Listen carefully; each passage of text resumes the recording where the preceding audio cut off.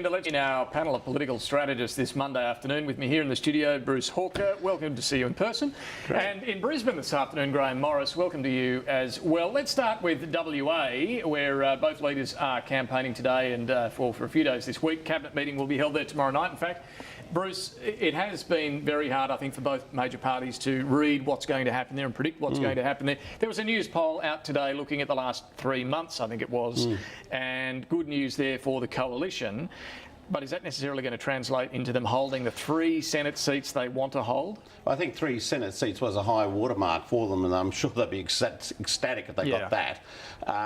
For Labor, of course, a realistic level is 2 seats, and with a bit of luck and a good turnout on the day, they may well get to that number, but they do need to get a good turnout. And historically, turnouts at by-elections tend to be about 8% lower than a general election. So it'd be around that this time, you think, if not worse? Yeah, it would be probably. What can they do about that? Well, I think they've just got to go out there and tell a really strong story about why it's important to be sending a message to this government about jobs cuts, education, health, all of which have been felt very keenly in Western Australia.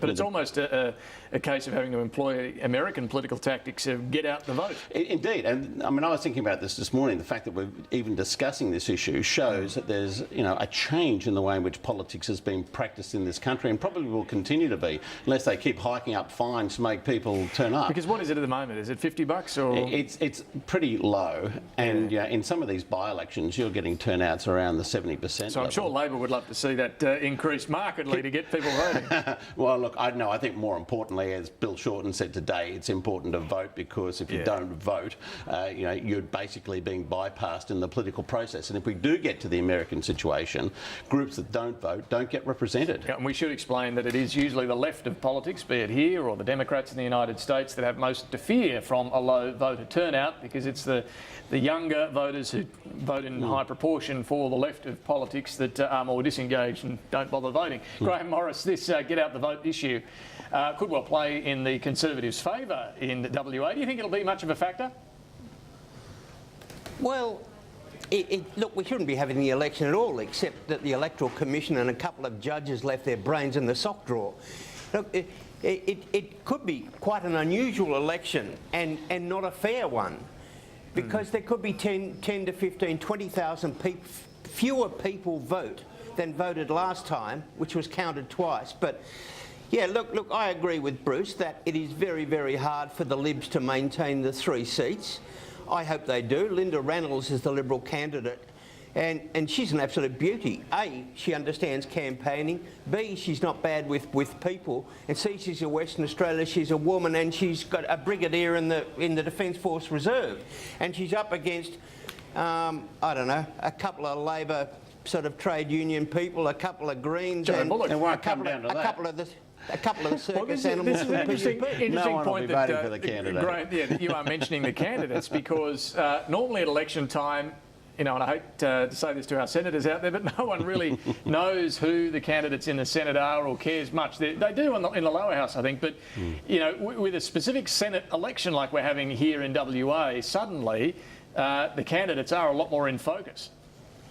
Look, I think that's right. But also, so too are a couple of issues. If ever there was a state picked on by the carbon tax and the mining tax, it's Western Australia. And you look at those polling figures this morning, which around the rest of the country weren't much good for the coalition, in fact. But the West Australian result was still holding up.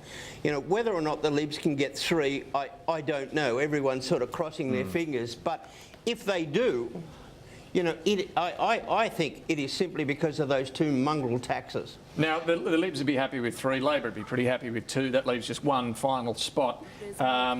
Bruce, this will come down to the minor parties most likely. The Greens, Palmer, Sports Party. The Hemp Party has actually got a very good preference flow, I'm told, as well. What are you expecting there? And isn't that terrible that we're talking about preference flows to determine who's going to be deciding the fate of legislation in this country? And that obviously is the big thing that comes out of this but that's election. That's the system we have. But it is in desperate need of reform. Yeah. What I'm hearing, though, is that the Palmer United Party is throwing everything at this election. And what a surprise. as only Clive Palmer, with his countless millions Queens can. Yeah, I heard an estimate of $3 million.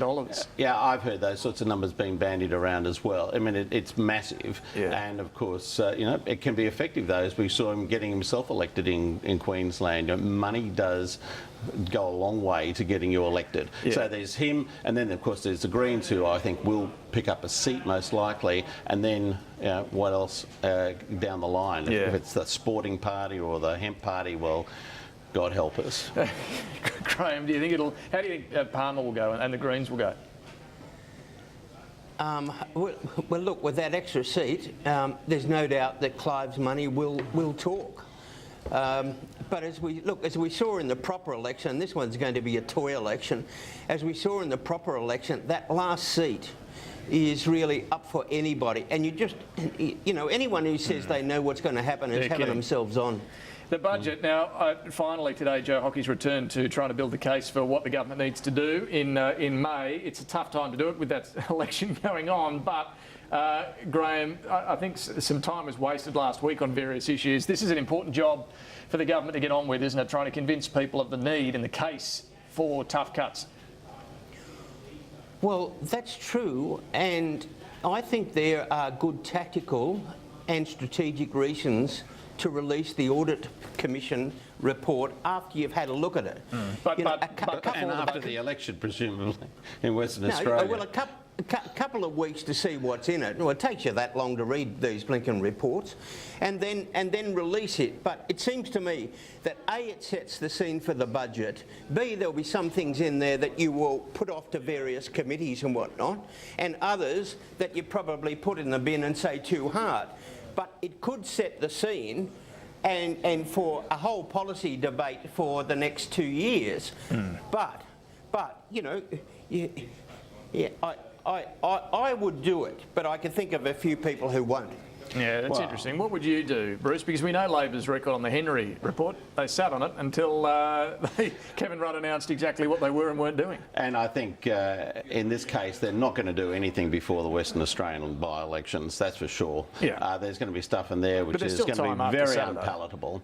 They should get this out and allow the public to digest what is being recommended, because a lot of it is very, very tough.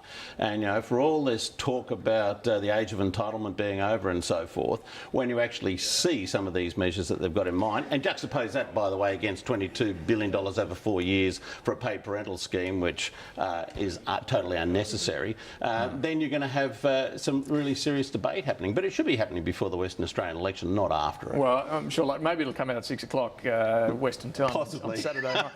And, another plug tonight, State of the Nation, 8 o'clock Eastern Daylight Time. We're getting stuck into what the government should be doing on the budget. Look, finally, I wanted to ask you both about an interesting piece from Laurie Oakes on Saturday about what's going on internally in the government at the moment. No one's suggesting that Tony Abbott's going anywhere anytime soon, but within any government you have these manoeuvrings.